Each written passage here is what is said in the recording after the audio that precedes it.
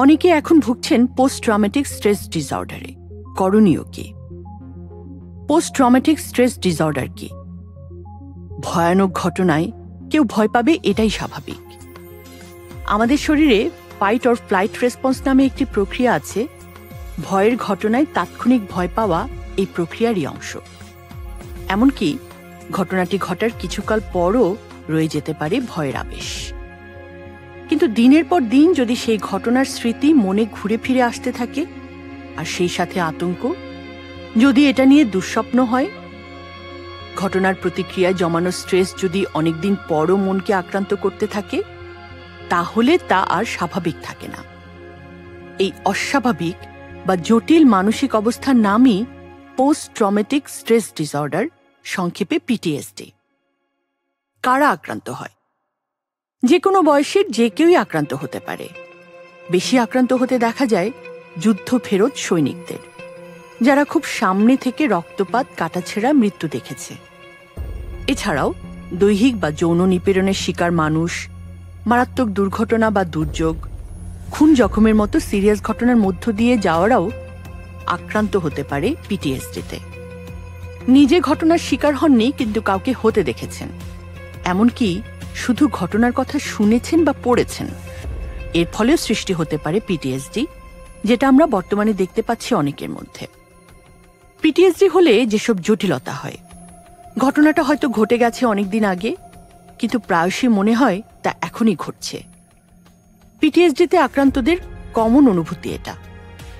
এছাড়াও ঘটনাটি কোনোভাবেই মন থেকে ঝেড়ে ফেলতে না পারা, একটু কিছুতেই চমকে যাওয়া, অল্পতেই ভয় পাওয়া, ঘুমের সমস্যা, মনোযোগে ঘাটতি, মেজাজ খিটখিটে হয়ে যাওয়া, দৈনন্দিন জীবন, লেখাপড়া, পেশাগত কাজ ব্যাহত হওয়া, বিষণ্ণতায় আক্রান্ত হওয়া, অ্যাংজাইটি, স্ট্রেস ডিসঅর্ডার, কিংবা নেশার দিকে ঝুঁকে পড়া, আত্মহত্যা চিন্তা, এমনকি আত্মহত্যা পর্যন্ত ঘটানো, এবং নানা রকম জটিল রোগ ব্যাধি সৃষ্টি হতে পারে। ট্রমাগ্রস্ত শিশুদের বিকাশ বাধাগ্রস্ত হয়, আবেগিক ভারসাম্য হতে পারে বিঘ্নিত।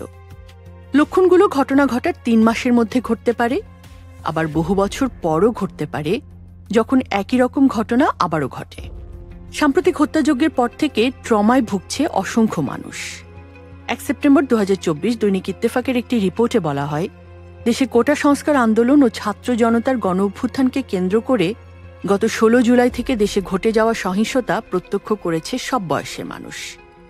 হঠাৎ এত লাশ, রক্তের বন্যা, কিশোর তরুণদের চোখ হারানো, হাত পা হারানো, গুলি ও সাউন্ড গ্রেনেডের শব্দ, টিয়ার শেলের ধোঁয়া, বড় বড় ধারালো অস্ত্র দেখেছে কোমলমতি শিশুরাও। এক শিক্ষার্থী বলেন, এত বীভৎস দৃশ্য এর আগে দেখিনি। খেতে বসলেই রক্ত দেখি, ঘুমাতে গেলেই মায়েদের কান্না শুনি, রাতে ঘুমের মধ্যে এসব নিয়েও দুঃস্বপ্ন দেখছি। প্রতিকারে করণীয়: ট্রমাগ্রস্ত ব্যক্তিদের এখন প্রিয়জনদের থেকে মেন্টাল সাপোর্ট খুব প্রয়োজন। সেই সাথে প্রয়োজন খাপ খাইয়ে নেয়ার মানসিক শক্তি অর্জন। আর এ কাজে দারুণ কার্যকর হল মেডিটেশন। বলতে পারেন, বসে বসে মেডিটেশন করলেই কি ট্রমা কেটে যাবে? জি, যাবে। এই দাবির পেছনে আছে গবেষণালব্ধ ফল। সাইকিয়াট্রিস্ট ডক্টর জন এল রিগ আইজেনহাওয়ার আর্মি মেডিকেল সেন্টারে কাজ শুরু করেন 2008 সালে। অচিরেই তিনি অনুধাবন করেন পিটিএসডি রোগীদের ক্ষেত্রে অ্যান্টি ডিপ্রেসেন্ট এবং অ্যান্টি অ্যাংজাইটি ড্রাগ তেমন কার্যকর নয়। তার উদ্যোগে 2012 সালে আইজেনহাওয়ারের চিকিৎসা প্রক্রিয়ার মধ্যে অন্তর্ভুক্ত হয় মেডিটেশন।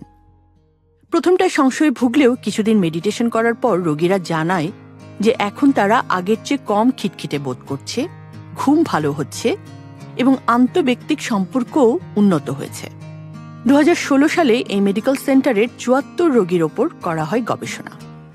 তাদের অর্ধেককে শুধু সাইকিয়াট্রিক ওষুধ দেয়া হয়, বাকি অর্ধেককে ওষুধের পাশাপাশি 20 মিনিট করে দিনে 2 বার করানো হয় মেডিটেশন। 1 মাস পর দেখা গেল, যারা ওষুধের পাশাপাশি মেডিটেশন করেছে তাদের প্রায় 84 ওষুধ কমাতে, এমনকি অনেকে বাদও দিতে পেরেছেন। অন্যদিকে যারা মেডিটেশন করেননি তাদের মধ্যে বড় কোনো পরিবর্তন আসেনি, বরং প্রায় 41 ওষুধের ডোজ আরও বাড়াতে হয়েছে। ট্রমা কাটাতে মেডিটেশন কি কাজ করে? বিশেষজ্ঞদের মতে নিয়মিত মেডিটেশন ব্রেনের প্যারাসিম্প্যাথেটিক নার্ভাস সিস্টেমের এমন একটি প্রক্রিয়াকে তৎপর করে তোলে যা কর্টিসল, অ্যাড্রিনালিন ইত্যাদির নিঃসরণ কমায়। ভয় এবং স্ট্রেসের জন্য দায়ী এই হরমোনগুলো। অন্যদিকে সিম্প্যাথেটিক নার্ভাস সিস্টেমকে শান্ত করে মেডিটেশন। এতে থামে ফাইট অর ফ্লাইট রেসপন্স। আসলে ট্রমা মনোজগতে ঝড় তুলে মন ও ব্রেনকে এলোমেলো করে দেয়, আর মেডিটেশন অগোছালো ব্রেন এবং মনকে করে গোছালো, সুবিন্যস্ত ও শক্তিশালী। এতে দূর হয় ট্রমা। করোনাকালই এর প্রমাণ। সে সময় যারা নিয়মিত মেডিটেশন করেছে তারা ছিল ট্রমা মুক্ত। তাই যাদের মধ্যে ট্রমা ও পিটিএসডি কাজ করছে তাদেরকে মেডিটেশনে উদ্বুদ্ধ করুন, নিয়ে আসুন সাদাকায়নে। ট্রমার জন্যে সবচেয়ে ভালো হলো কোয়ান্টাম মেথড কোর্সে অংশগ্রহণ। কেউ 4 দিন টানা 40 ঘন্টার এই কোর্সে অংশ নিলে নিঃসন্দেহে তার মন ও ব্রেন হবে প্রশান্ত ও গোছালো।